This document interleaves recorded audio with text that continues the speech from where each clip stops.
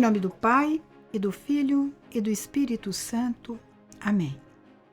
Louvado seja nosso Senhor Jesus Cristo. Paz e alegria a todos. Vocês talvez já estejam sentindo o meu coração. É uma alegria muito grande poder começar este ciclo de formação pastoral, levando em conta a exortação apostólica do Papa Paulo VI, de 8 de dezembro de 1975. Vocês podem perceber que há décadas a Igreja está falando sobre a evangelização no mundo contemporâneo. A evangelização dirigida ao homem do século XX e que se prolonga a toda a humanidade do século XXI. Esta exortação do Beato Paulo VI eu considero como a Bíblia do catequista, a Bíblia do evangelizador. Logo no início da nossa comunidade, ainda em São Paulo, e nem era comunidade, era um grupo de pessoas que se reuniam em torno da palavra de Deus, nós tivemos lá em São Paulo, na faculdade,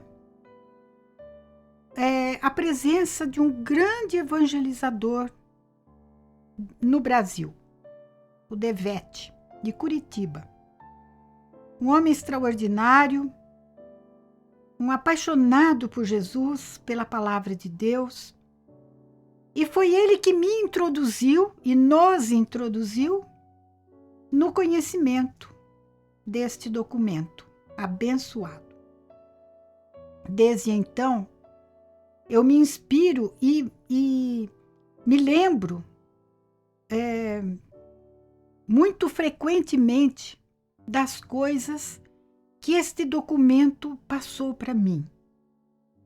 Eu acredito que a beleza disso está no fato de que, na medida em que o Devete ia triturando este ensinamento para nós, nós percebíamos que nós já estávamos fazendo aquilo que este documento do Paulo VI pedia. Então é com grande alegria, com uma emoção muito, muito feliz que eu volto a colocar à disposição de todos, desta vez agora através de vídeos, pela graça de Deus, volto a colocar nas mãos de todos algumas reflexões que eu acho importantes no sentido de explorarmos e nos sentirmos mergulhados na intenção da Igreja quando ela fala da sua missão própria, que é evangelizar. Vamos então rezar a oração da coleta deste dia.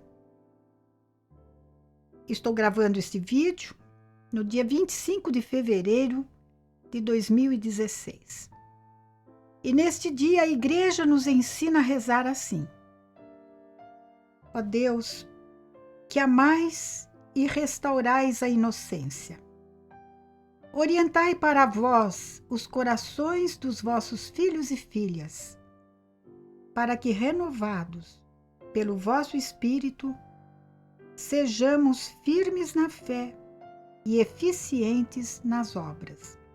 Por nosso Senhor Jesus Cristo, vosso Filho, na unidade do Espírito Santo. Amém. Esta oração, em primeiro lugar, passa para nós um ensinamento. Deus ama e restaura a inocência no coração de cada um. de cada um dos seus filhos. Deus ama a pureza de coração. Aquela inocência que Adão e Eva tinham antes do pecado, Deus é capaz de restaurar em nós. Ele gosta de fazer isso. Mas para que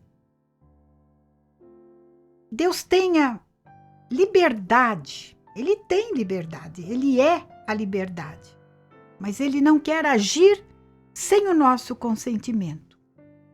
E a igreja que sabe disso, então nos orienta sobre o que pedir para que nós possamos experimentar o amor e a restauração da inocência por Deus em nós.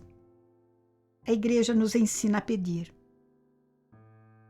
Orientai para vós, ó Deus, os corações dos vossos filhos e filhas. Por que que os homens, por que que os nossos primeiros pais perderam a sua inocência original?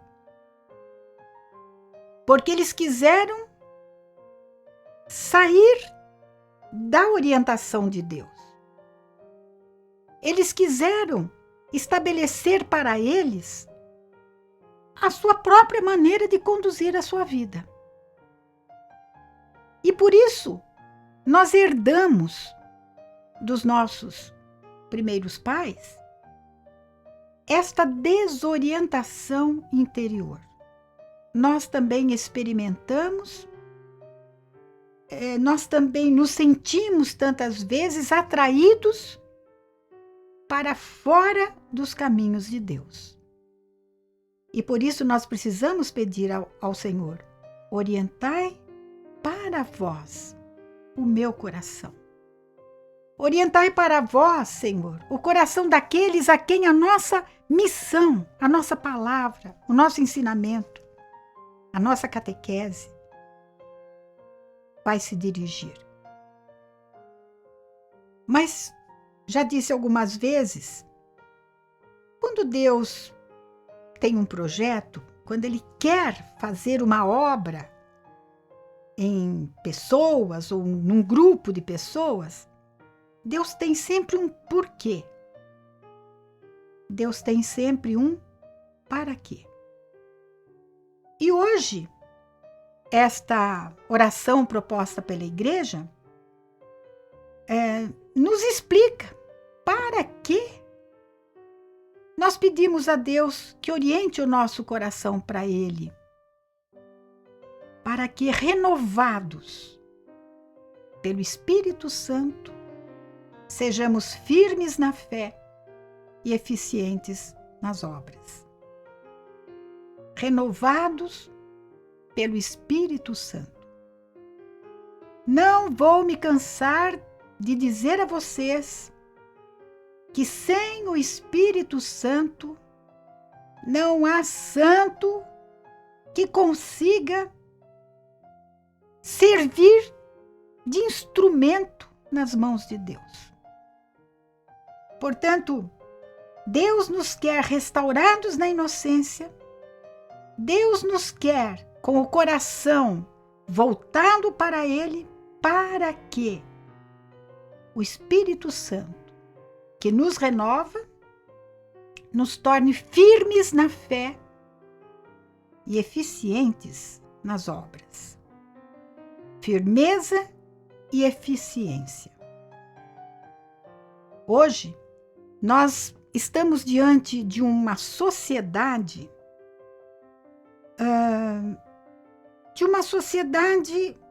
neopagã, né? Eu acho que nós nem podemos dizer que o ateísmo está na moda. Eu acho que já passou a fase do ateísmo. Ou ele está um pouco em baixa. Eu vejo o nosso mundo muito paganizante e paganizado. Porque paganizado é paganizante. em que tudo como que se transforma no ponto de atração, ao qual se sacrifica tudo. Vou dar um exemplo para vocês.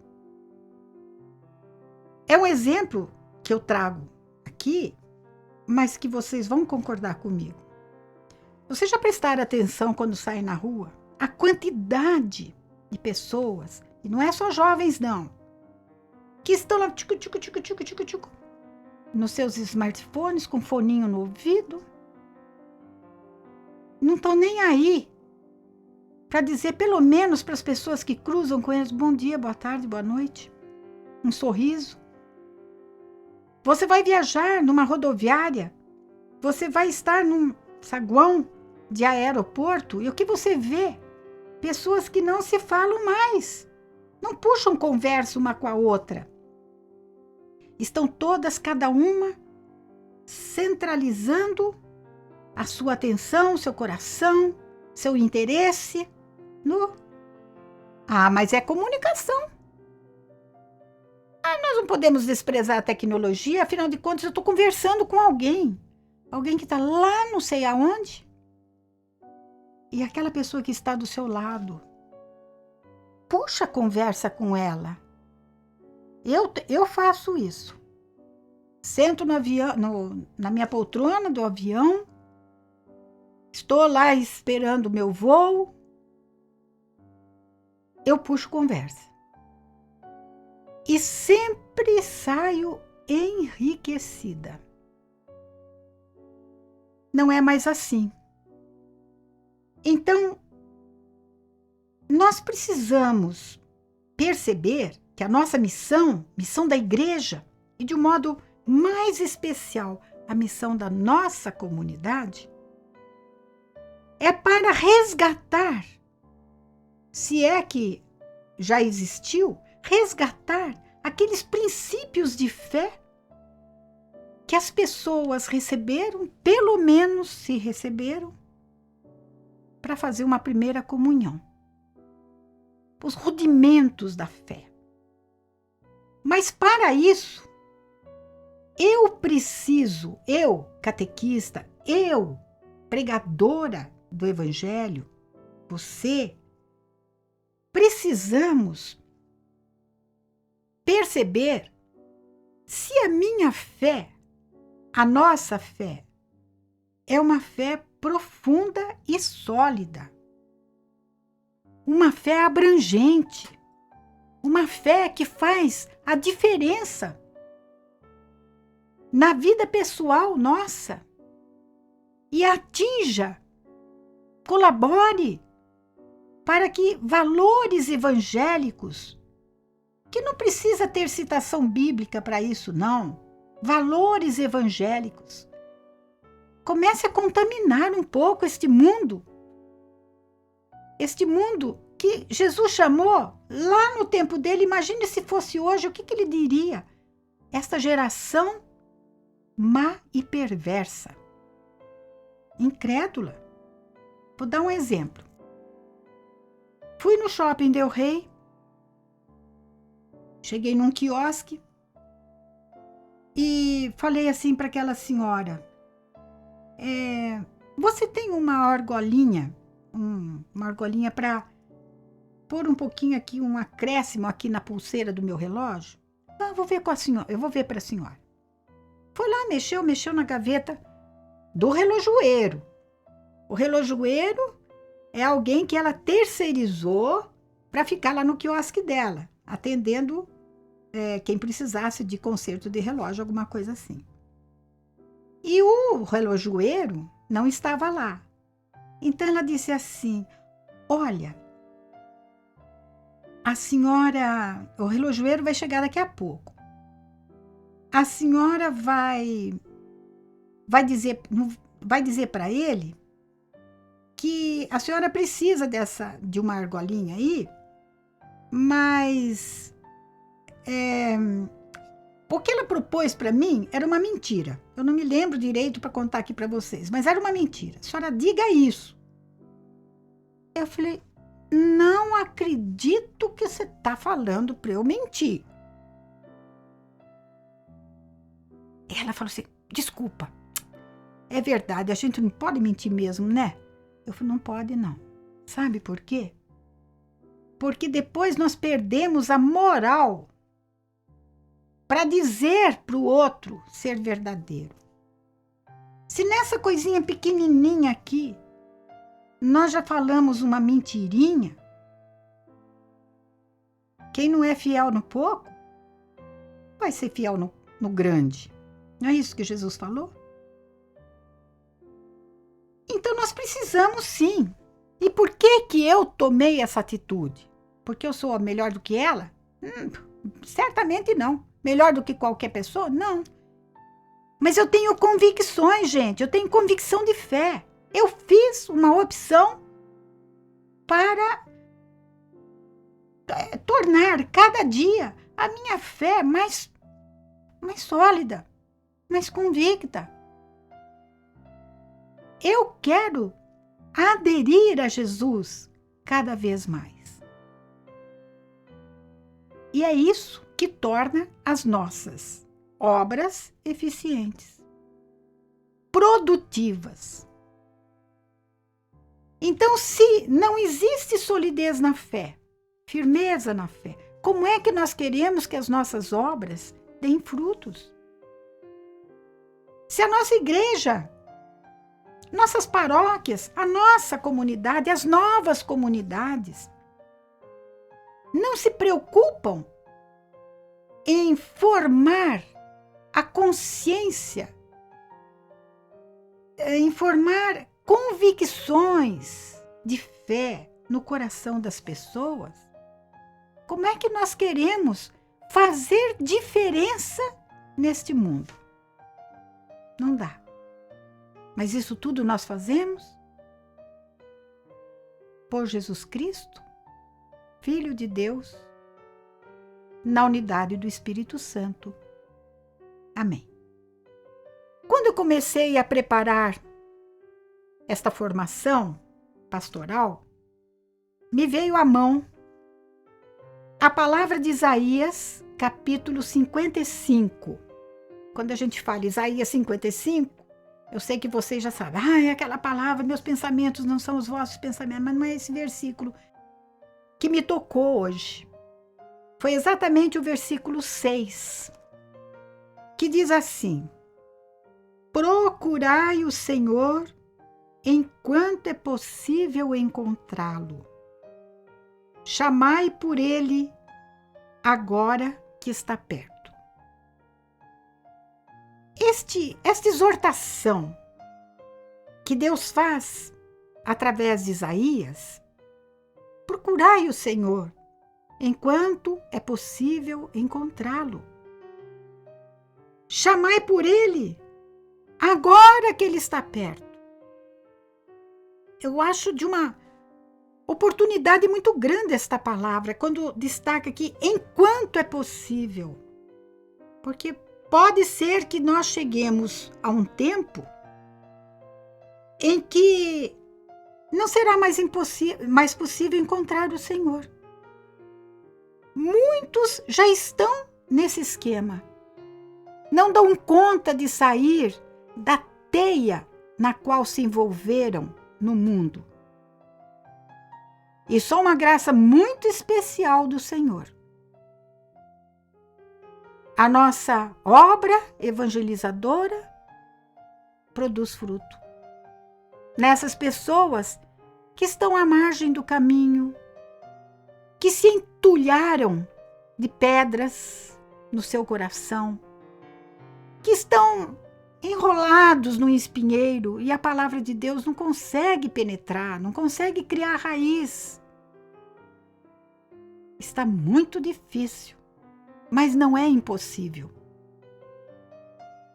Dom Dominique, que é bispo de Redenção, eu não lembro bem como é que é o nome da sede, mas eu sei que a de Redenção faz parte da diocese dele. Quando ele era padre, eu participei de um retiro no foyer de Charité, E ele dizia, é difícil? Porque é divino. Então, tudo que é divino, todo o trabalho que é por Deus, é difícil. E nós já sabemos disso. Então, não temos nem direito de reclamar. Então, nós somos portadores desta exortação, desta exortação sentida do coração de Deus para a humanidade. Procure o Senhor enquanto é possível encontrá-lo. Chame por Ele, agora que Ele está perto. Olha, eu através desses vídeos que nós fazemos também para a fraternidade, eu me sinto chegando até os confins do mundo. Porque jogado nas redes de comunicação, jogados na internet, esses vídeos vão chegar até os confins do mundo. E sou muito feliz por isso. Mas esta palavra de Deus, procurai o Senhor, chamai por Ele, me fez lembrar da carta de São Paulo aos Romanos, capítulo 10, que também a gente explora bastante no Querigma. E é quando São Paulo diz assim, vejam que Deus falou lá no Isaías, procurem o Senhor enquanto Ele está perto, chamem enquanto Ele pode escutar. E aí Paulo faz umas perguntas. Mas como invocarão, como chamarão, como procurarão aquele em quem não creram? As pessoas não estão procurando Deus porque não acreditam em Deus. E como crerão naquele de quem não ouviram falar? Olha só que gravidade, uma coisa encadeada na outra. E como ouvirão se ninguém proclamar esse Deus? E como proclamar este Deus se não houver enviados? Se não houver missionários? Se não houver catequista? Se não houver evangelizador? Pregador? Porque desses enviados é dito: quão bem-vindos os pés dos que anunciam boas novas. Hoje, nós precisamos ter uma coragem redobrada, triplicada, quadruplicada, para enfrentarmos esta palavra, que também é de Isaías. Bem-aventurados os pés dos que anunciam boas novas, porque estão se tornando cada vez menos esses pés. E os que muitas vezes se oferecem para pregar a palavra de Deus não são fiéis. Não são pessoas que foram transpassadas pela palavra. Não foram despertadas para a fé. Isso é um perigo. E Paulo, ele mesmo se faz essa pergunta, mas nem todos obedeceram à boa nova. Porque Isaías diz: Senhor, quem acreditou em nossa pregação? Graças a Deus, nas minhas andanças, e não é só em viagem não, outro dia fui aí no shopping. Vocês vão falar, puxa, mas essa irmã vive no shopping, né? Não vivo lá. Mas às vezes que eu fui, que eu vou, dificilmente eu saio de lá sem ter me encontrado com alguém que chega perto e diz: eu fiz o querigma com a senhora. Eu participei da nova aliança. Nossa, gente, meu coração explode de alegria quando acontece isso. São pessoas que eu nem conheço. Obras eficientes. São pessoas que foram tiradas deste caos do mundo e aderiram à fé em Jesus. Todos? Não vou me criar ilusão. Mas se conseguirmos alguns, já nos damos por vencedores, graças àquele que nos chamou para esse ministério. E Paulo diz: quem acreditou em nossa pregação? Mas ele logo acrescenta: a fé vem pela pregação e a pregação pela palavra de Cristo. Então, o que é que um evangelizador precisa? Conhecer a palavra de Deus. Isto daqui. Conhecer a palavra de Deus? Só conhecer? Intelectualmente? Não.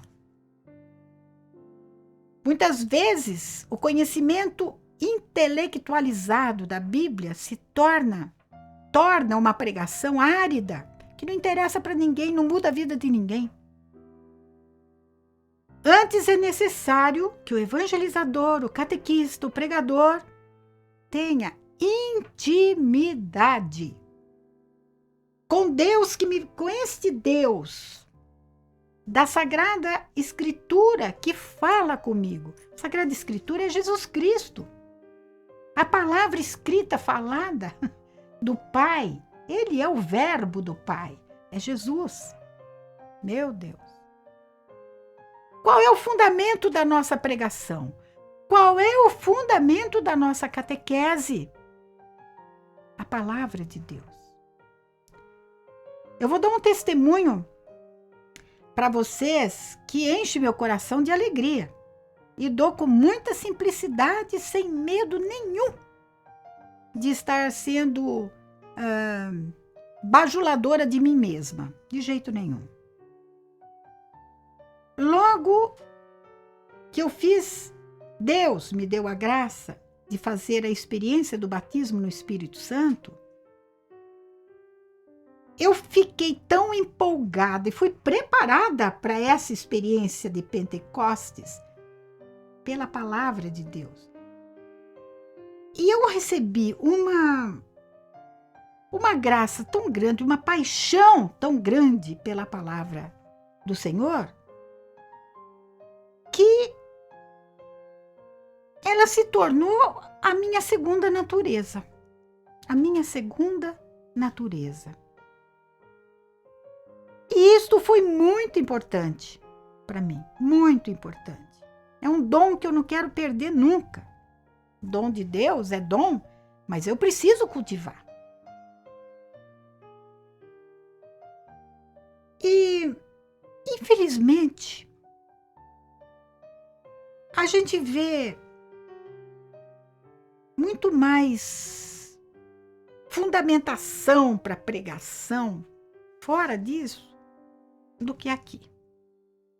Então, na época que eu fiz a experiência, eu fui designada pela minha ex-congregação a conduzir grupos de irmãs nessa formação renovada, catequese renovada, cuja base era a Sagrada Escritura.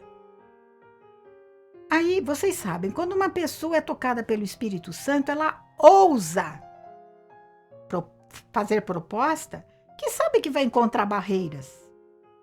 Mas Deus foi tão misericordioso comigo que eu propus, num congresso de irmãs, que os nossos colégios, as nossas escolas, dessem aula de religião com a Bíblia.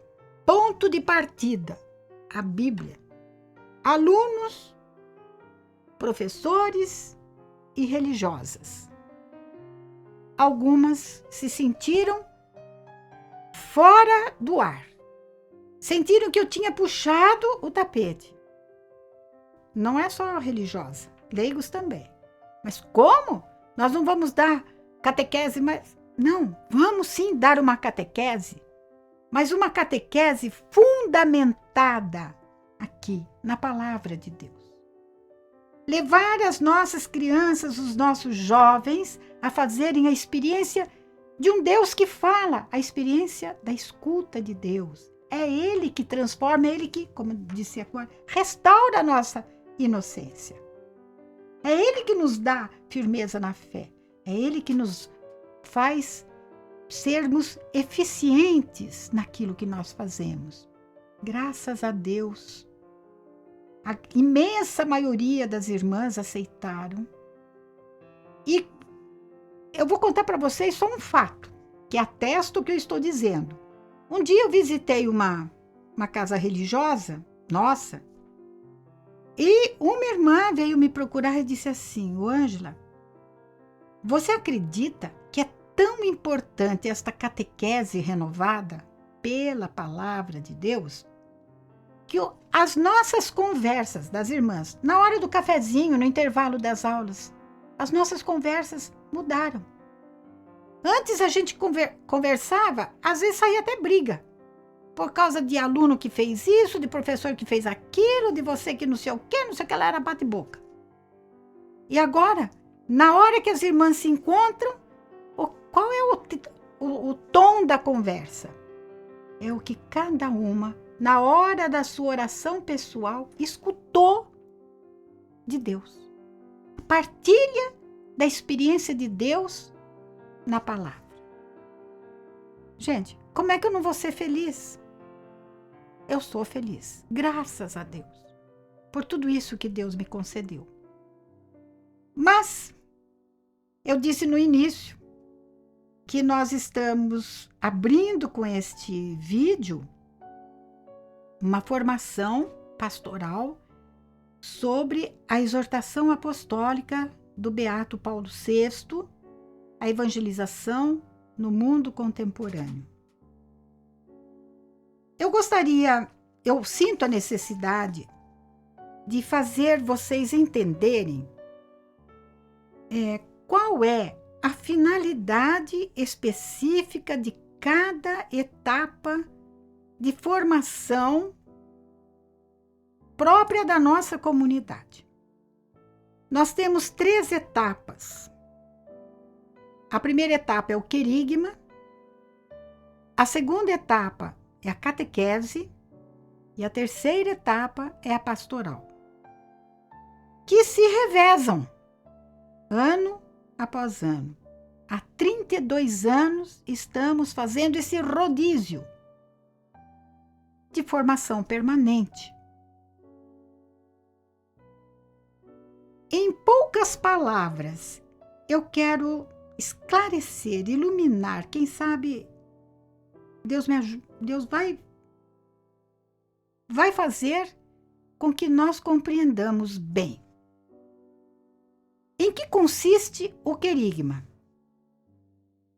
O que nós queremos com o querigma? Qual é a finalidade do querigma? Primeiro, nós precisamos colocar uma base, um alicerce, sobre o qual queremos levantar paredes e botar o teto na nossa casa. Tudo começa com alicerce. É o querigma. São os fundamentos da nossa fé. É a descoberta, entre aspas. Porque não somos nós que descobrimos Deus. É Deus que se revela para nós. E o querigma é a porta que se abre, é a chance que nós damos. Olha, pode parecer um absurdo, mas é a chance que nós damos para Deus se derramar no nosso coração e nos fazer experimentar Jesus Cristo plenamente, palavra que sai da boca de Deus. E a consequência disso é a pessoa aderir a Jesus. Então, o querigma é isso. É o encontro com Jesus que se revela e, ao se revelar, suscita no coração, pelo Espírito Santo, a vontade de ser dele, a vontade de segui-lo, a vontade de conhecê-lo mais profundamente. Esse é o querigma. A pessoa faz essa experiência pessoal de Jesus. Acabou? Não. Essa é a primeira etapa. Quando nós conhecemos uma pessoa mesmo por experiência, e não porque alguém contou para mim quem é ela, mas eu experimentei, a pessoa não para só naquele ponto em que ela chegou. Ela quer mais. Deus é a nossa fome dele. Ele suscita em nós essa fome dele.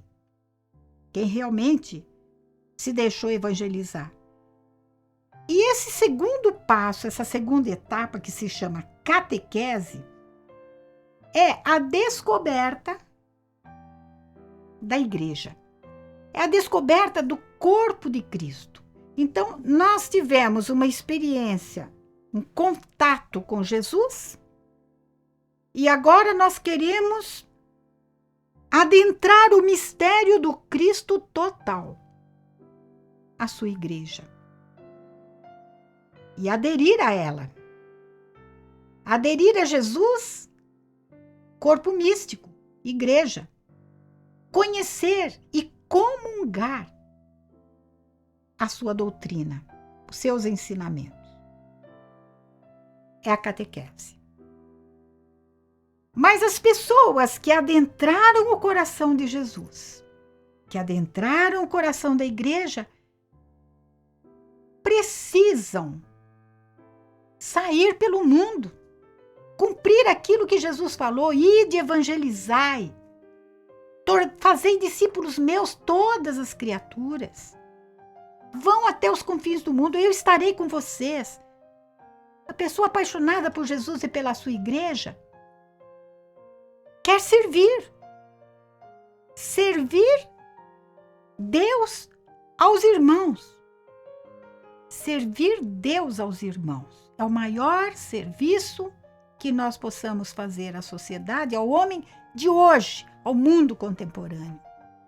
Servir Deus, falar de Deus sempre que possível e ser de Deus em toda e qualquer situação, diante de reis e de miseráveis. É a descoberta, é sempre dom de Deus, da alegria de servir. Alegria de exercer aquelas obras com eficiência. Nós estamos vivendo o ano pastoral nosso, tem um selo. Lembrando que Jesus disse: eu não vim para ser servido, mas para servir. É assim que deve ser entre nós. E o maior serviço que nós devemos à humanidade, mergulhada num pântano, numa areia movediça, é falar de Deus. É ser presença de Deus. A humanidade quer isso e tem direito de receber isso de nós. Deus queira que eu tenha sido clara e feliz nesta primeira colocação. Estava no segundo ponto, né? Agora, eu, enquanto preparava, achei 2 pontos desse documento, dessa exortação apostólica, que eu gostaria de comentar um pouquinho com vocês. É o ponto 13 da Evangelho Nunciandi, que diz assim: e confirma o que eu tenho dito até agora. Aqueles que acolhem com sinceridade a boa nova, o querigma, por virtude desse acolhimento e da fé compartilhada, reúnem-se, portanto, em nome de Jesus, para conjuntamente buscarem o reino, para edificar este reino e para viver o reino. Eles constituem uma comunidade, também ela evangelizadora. A boa nova do reino que vem e que já começou, de resto, é para todos os homens de todos os tempos. Aqueles que a receberam, essa boa nova, aqueles que não só passaram pelo querigma, mas que foram transpassados pelo anúncio de Jesus, aqueles que ela, a mensagem, congrega na comunidade da salvação, podem e devem comunicá-la e difundi-la posteriormente. Vamos esmiuçar um pouquinho. O Papa está dizendo uma constatação. Ao anúncio da boa nova de Jesus, ao contato com a palavra de Deus, as pessoas que acolhem esta mensagem começam a sentir no seu coração uma fé diferente. Aquilo que a Bíblia hebraica traduz como adesão. Mas é uma fé que busca uma partilha com outras pessoas que fizeram também a mesma experiência. E é assim que vão se formando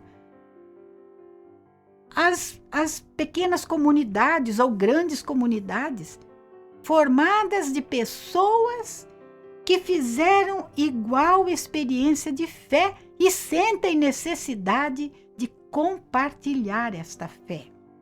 Gente, uma paróquia deveria ser isso. Uma grande família, a gente fala que é família, mas onde as pessoas mal se conhecem, aquela panelinha que se conhece. Uma comunidade precisa disso, uma comunidade eclesial. Precisa, e só tem sentido se forem formadas por pessoas que tiveram uma experiência de Deus e agora sentem necessidade de compartilhar. Estou me lembrando agora da samaritana. Encontrou Jesus, foi lá de propósito porque sabia que ela estava lá. Levou a samaritana devagarzinho, com perguntas, exigindo dela resposta, até que ele se revelou. Sou eu, aquele com quem você está falando. O Evangelho termina dizendo que ela deixou ali o pote com o qual ela foi buscar água, nem lembrou do pote. Saiu correndo e foi lá na cidade dela, onde ela tinha perdido a inocência e feito tantos perderem a inocência. E ela dizia, eu encontrei o Messias. Falou em primeira pessoa, eu encontrei o Messias. Precisou partilhar a experiência dela com Jesus. Maravilha. E é isso que faz com que aquele grupo de pessoas constituam uma pequena ou grande comunidade que vai, por sua vez, proporcionar experiências para que outras pessoas possam se alegrar muito com a experiência de Jesus, o reino de Deus. Então, essas pessoas vão buscar juntas, olha que bonito, buscarem juntas o reino, construir juntas o reino e viver os valores do reino juntos. E aí, uma comunidade se torna evangelizadora, Uma paróquia se torna evangelizadora, certo? Grupos se tornam evangelizadores. A igreja é evangelizadora. O segundo ponto deste documento está no número 18, que diz assim: agora, a igreja vai, através do escrito do Beato Paulo VI, vai dizer o que a igreja entende por evangelizar. Diz aqui o documento: para a igreja, evangelizar é levar a boa nova, é Jesus Cristo, a todas as parcelas da humanidade, em qualquer meio e latitude, e pelo seu influxo, transformá-las a partir de dentro e tornar nova a própria humanidade. Eis que eu renovo todas as coisas. Meus queridos, olhem bem. O Papa diz que a boa nova de Jesus, portanto a nossa ação evangelizadora, é endereçada a todas as parcelas da humanidade. Todas. Todas as áreas da atuação humana são objeto do interesse da igreja para levar ali a presença de Jesus. Claro, para cada área do saber humano, ciência, tecnologia, medicina, arte, política, etc., etc., para cada um desses segmentos, você tem que ter uma linguagem própria. E isto o Espírito Santo inspira, suscita pessoas que têm esse dom. Certamente é preciso de um dom especial para evangelizar dentro de uma favela? Com certeza. Dentro de um presídio? Com certeza. Dentro de um hospital? Com certeza. Dentro de uma universidade? Dentro das escolas católicas? Dentro das famílias? Dentro das paróquias? Palavras adequadas para cada tipo de ouvinte. É levar a boa nova, isto é evangelizar, levar a boa nova a todos. Porque Jesus, o que ele disse? Ide pelo mundo inteiro, pregai o evangelho a todas as criaturas, fazei discípulos meus, todas as pessoas. Olha só a universalidade. De que maneira? Para quê? Para que evangelizar? Diz aqui, olha, para que a semente do evangelho lançada cause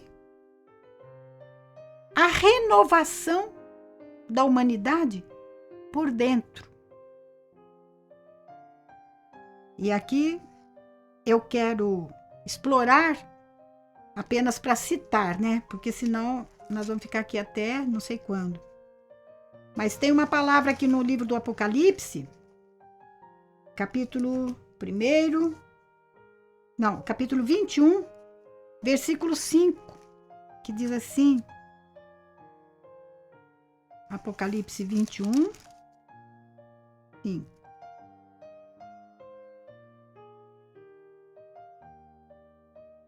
Aquele que está sentado no trono disse: eis que faço novas todas as coisas. Depois ele me disse: escreve, pois estas palavras são dignas de fé e verdadeiras. É tudo o que o homem do século 21, como foi no passado e será no futuro, deseja ouvir. Palavras de fé e verdadeiras, dignas de fé e verdadeiras. principalmente neste momento da história do Brasil, em que ao ligarmos a nossa televisão, ao lermos artigos de revista, misericórdia, gente, é testemunho de mentira em cima de mentira, de bobagem em cima de bobagem, de enganação em cima de enganação. E a humanidade passa a generalizar uma descrença tremenda em tudo. E nós cristãos temos que fazer a diferença pela nossa adesão a Jesus Cristo e ao seu Evangelho. Como é que o mundo, como é que Jesus vai realizar esta palavra hoje? Eis que eu renovo todas as coisas. Será que ele continua renovando todas as coisas? Sim. De que maneira? Através de nós, corações renovados, que queremos implantar no mundo os valores do reino pela graça de Deus. Uma outra palavra que faz bem a gente ouvir está na segunda carta aos Coríntios.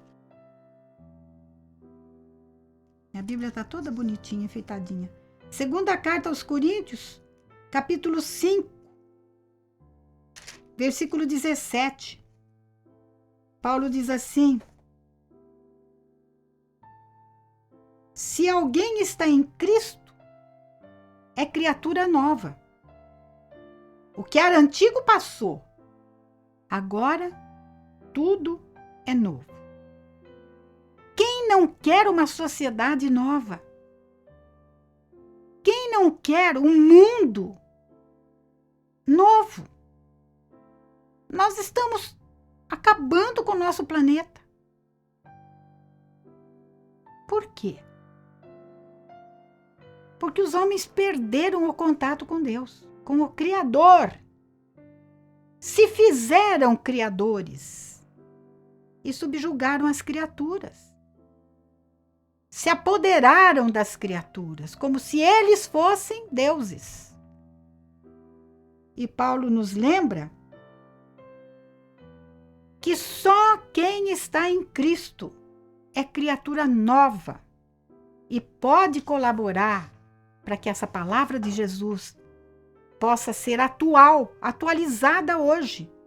Jesus continua renovando todas as coisas através da ação missionária daqueles que aderem ao seu projeto. E continua o ponto 18. No entanto, diz o Papa, não haverá humanidade nova se não houver, em primeiro lugar, homens novos.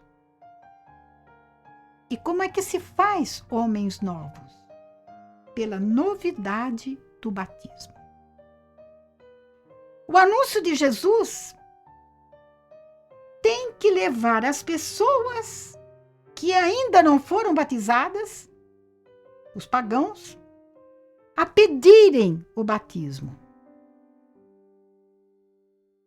Aquela pergunta que o etíope fez a Filipe: o que é preciso para que eu seja batizado? Eu quero fazer parte deste homem que é Jesus. Só pessoas assim mudarão o mundo. A novidade do Evangelho. Vocês querem ver? Isso está em Romanos, capítulo 6, que vai falar no versículo 4. Pelo batismo, fomos sepultados com Jesus na morte dele, para que, como Cristo foi ressuscitado dos mortos, pela ação gloriosa do Pai, assim também nós vivamos uma vida nova. Quem somos nós batizados em Jesus? Somos mortos, vivos. Mortos porque morremos ao pecado. Vivos porque vivemos a vida de Cristo, a vida nova. aqueles que já foram batizados, mas nem estão aí com seu batismo, nem sabem o que foi feito dele. Para eles também a nossa palavra, que visa, a nossa ação evangelizadora visa fazer a pessoa redescobrir a graça e a grandeza, a beleza, a maravilha, a alegria de ser de Jesus.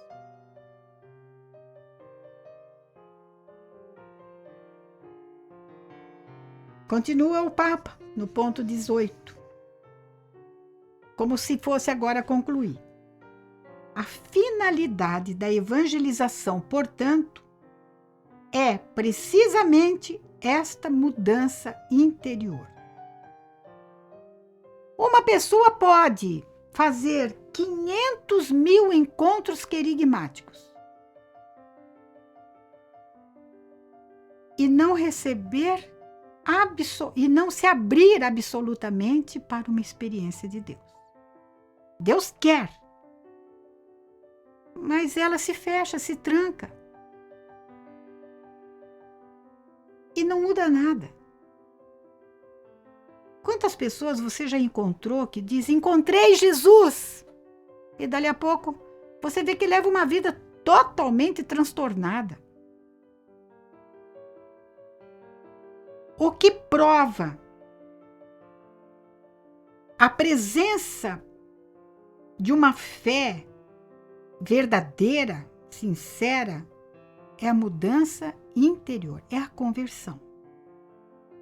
E se fosse necessário traduzir isso em breves termos, diz o Papa, o mais exato seria dizer que a Igreja evangeliza quando, unicamente firmada no poder de Deus da mensagem que proclama, procura converter ao mesmo tempo a consciência pessoal e coletiva dos homens. A atividade em que eles se aplicam e a vida e o meio concreto que lhes são próprios.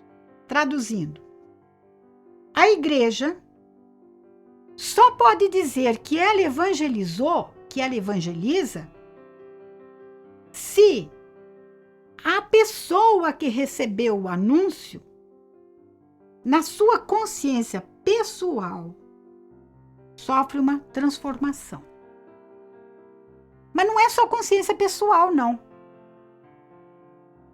Esta consciência pessoal, transformada, educada, penetrada pelos valores que Jesus veio ensinar, tem que incidir no exercício da consciência coletiva.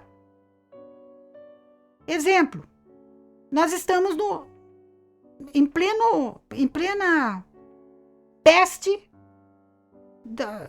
de dengue, de zika, de chikungunya. E as notícias de jornal. Ouvi hoje no repórter, Ribeirão Preto, interior de São Paulo, uma cidade imensa e grande. A prefeitura passou lá num lote, limpou o lote, tirou todo o entulho que estava assim de larva e de mosquito.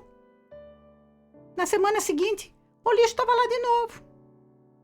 Hoje falaram aqui, na porta do zoológico, todos os dias a caçamba de lixo da prefeitura passa para levar toneladas de lixo. Passa hoje, tem lixo. Passa amanhã, lixo. Passa depois da manhã, lixo. Quem são esses? Pessoas que não foram tocadas na sua consciência pessoal e por isso não têm consciência coletiva. Mas a mensagem da Igreja, a mensagem de Jesus, precisa também incidir sobre a atividade profissional, atividade humana, lá onde cada um de nós está atuando. Comércio, indústria, serviço público, escola, arte. Ali, ser Jesus Cristo naquele meio. Também na nossa vida, no meio concreto da nossa convivência humana. Queridos,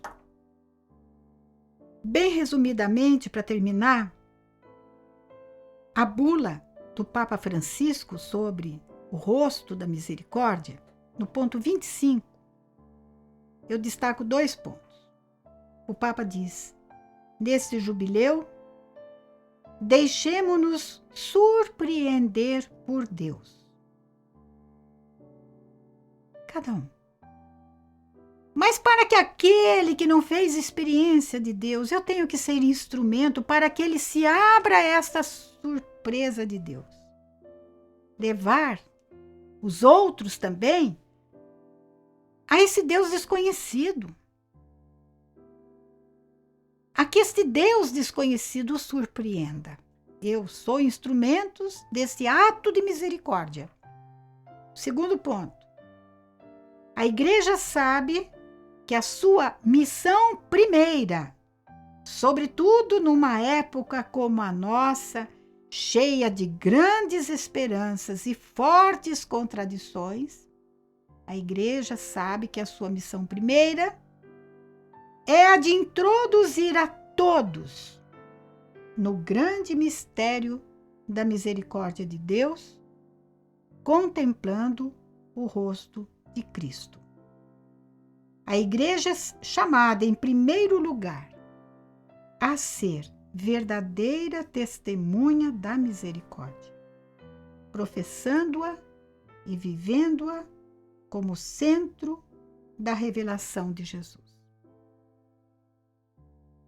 Senhor Jesus, transformai o coração de cada um de nós no vosso coração. Derramai sobre nós, Senhor, o vosso Espírito Santo e vinde convertei-nos ao vosso Evangelho. Tornai firme a nossa fé. Dai-nos a constância, Senhor, na missão. Entusiasmo por vós, Jesus, e pela vossa igreja. Isto vos pedimos pela intercessão de Nossa Senhora, a estrela da evangelização. Amém. Temos um compromisso que eu proponho para esta semana. Vamos nos exercitar como missionários da misericórdia. De que maneira? Sugiro que você vá atrás daquela ovelha que se perdeu. Daquela ovelha que você sabe que um dia fez parte do nosso rebanho e não está mais entre nós. E você vai lá atrás dela, marca uma conversa, mas não faça o convite. Eu acho que nós estamos errando um pouco em convidar as pessoas. Você vai dar seu testemunho de quantas vezes você também foi tentado abandonar o rebanho de Jesus e por que você permaneceu. Quanta coisa maravilhosa. Conta o que aconteceu de maravilhoso.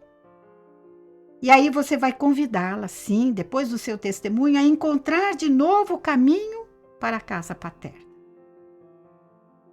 E esta experiência, que cada um de vocês, eu sugiro que faça mesmo, pelo menos uma vez na semana, faça, vá lá. Vai atrás da ovelha que se perdeu. E volte na semana que vem para contar o que é que você experimentou. A sua experiência, como é que foi? É claro que estamos aqui no vídeo, né, gente? Então eu sugiro que você que fez essa experiência, passa um e-mail para mim. Não liga não vai ligar por telefone porque eu não vou tomar nota do que você vai falar. Mas você vai escrever um e-mail, você vai escrever uma cartinha e contando, irmã, minha experiência foi assim, assim, assim, assado. Eu vou selecionar alguns testemunhos e o próximo vídeo vai começar com o testemunho que foi escolhido. Glória ao Pai, ao Filho e ao Espírito Santo, como era no princípio, agora e sempre. Amém. Louvado seja nosso Senhor Jesus Cristo.